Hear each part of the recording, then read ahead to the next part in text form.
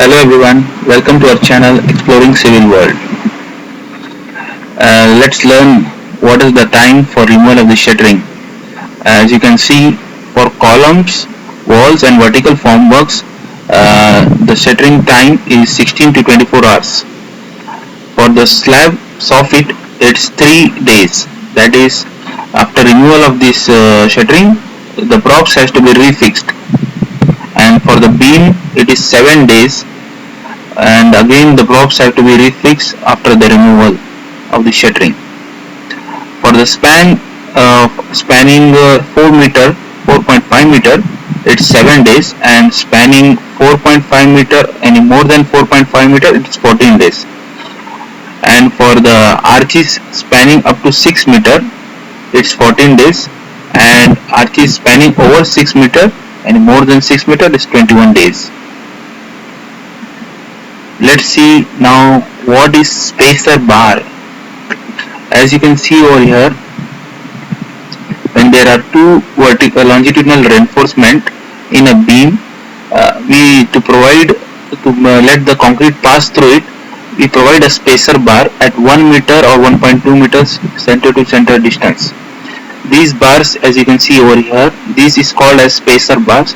What are the criteria to be taken into consideration while providing a spacer bar is that provide the diameter of the bar if the dia of the bar are equal, and provide the dia of the larger bar if the dia are unequal. And the third is that 5 mm more than the nominal size of the aggregate. That is, if you are using 20 mm down, so 20 plus 5, and any 25 mm dia bar of spacer bar, you should use it. So let's see next. Cover for the reinforcement. As you can see, what is the cover for the reinforcement? As you can see over here, it is the distance from the outer face of the concrete to the center of the steel. This is known as cover. As you can see over here also, for a circular column, and this is for a rectangular column. So there are different covers provided. For column it is 40 mm, and for column of diameter less than 12 mm it is 25 mm.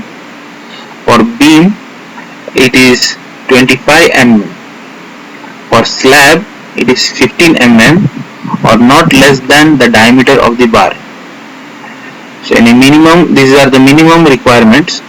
You can go for max also depending upon the conditions, climatic conditions, everything. For footing it is 50 mm for the sides as well as the bottom. Let's see what is this. As you can see here, this is a stirrup which we provide in columns as well as in beams. These stirrups is bent at 135 degree. This hook which is bent at 135 degree, and it is as per the seismic requirement. These hooks are being provided, and the hook length which we provide, it's normally 9D, that is 9 times the diameter of the stirrup or 12 times the diameter of the stirrup.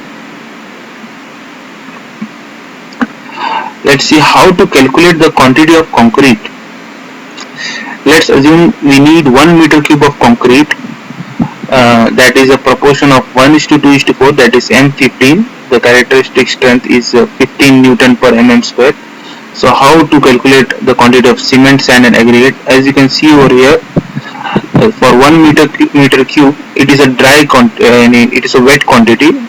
So for calculating the wet concrete, it's 1 plus 50% extra we should consider, that is 1.5 meter cube.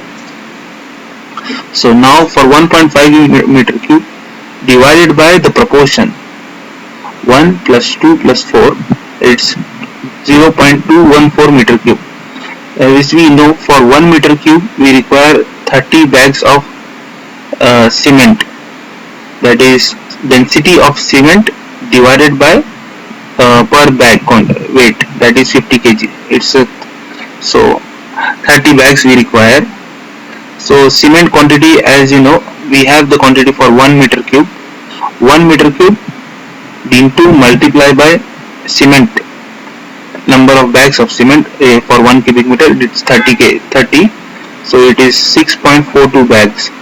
Similarly for sand, the 1 cubic meter, how much we require, proportion into 2, the number of proportion required 2 times, so it is 0.428 meter cube.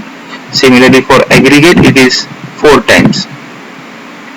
As you can see, we can calculate the quantity over here for concrete for 1 meter cube. Similarly, if you multiply by 10, you will get 64.2 for 10 cubic meter, and same here 4.28 meter cube for sand, and aggregate 8.56 meter cube. Let's see how to calculate the quantity of wall plaster.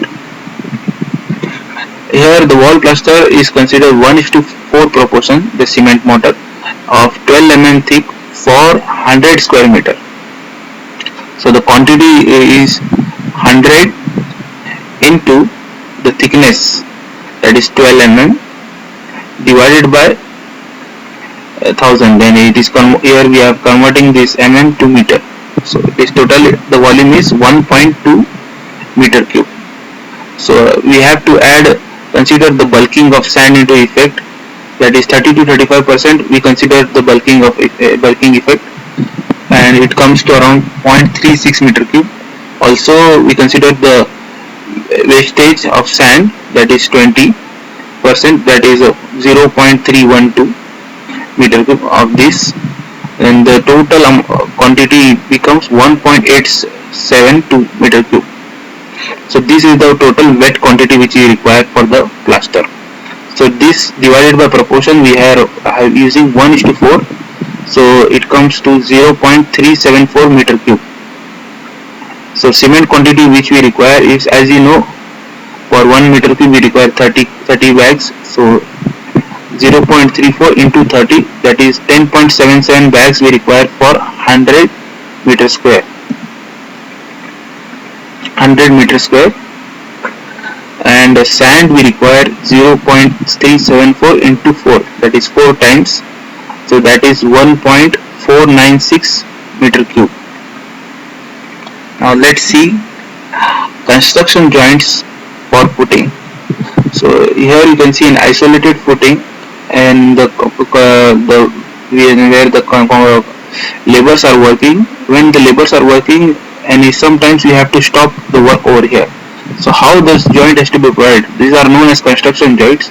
So this is an improper method to provide. As you can see, this is also an improper method for the stepped footing. So the proper method is that we have to provide, make the concrete full up to the top here, and also we have to make a plug, same like a plug, and just insert a brick or something and make a plug over here inside. So this creates an interlock between the column, then the next day's concreting, and this previous old concrete. So similarly for here, as you can see, we have made a block over here, and it is plug, same like a plug or step. This creates an connection between the column and footing. And these are also known as construction joints for footing. There are many methods, but this is the very well versed method we can use. And also you can see here the starter for the next grade concrete is 75 mm, which it is using. Construction joint for column, and where we should stop the column if we are making an interval, where we should stop. So this is an improper method. This also is not allowed, and filling the half column up to half length, this is also not a. And here the proper method is, because you can see here, filling up to the half, and just insert a brick or some wooden piece, and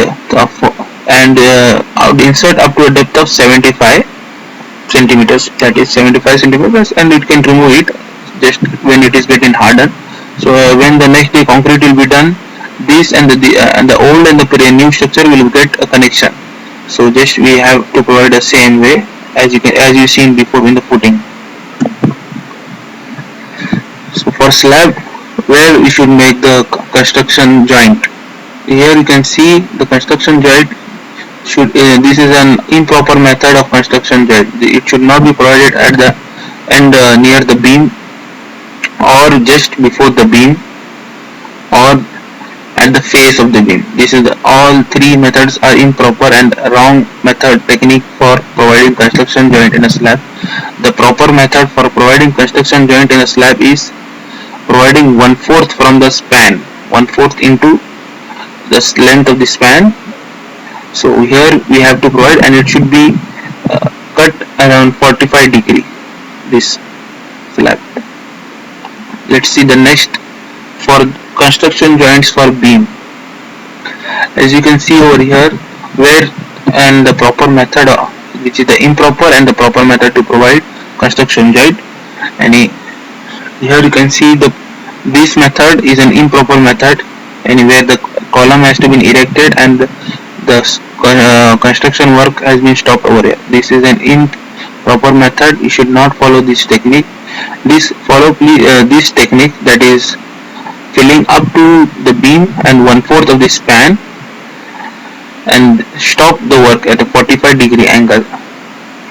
Similarly here, this also is a method which you can use when you fill all the concrete and up to 1/4 of the span stop, and you can see a plug type here. It has been created just to make a connection.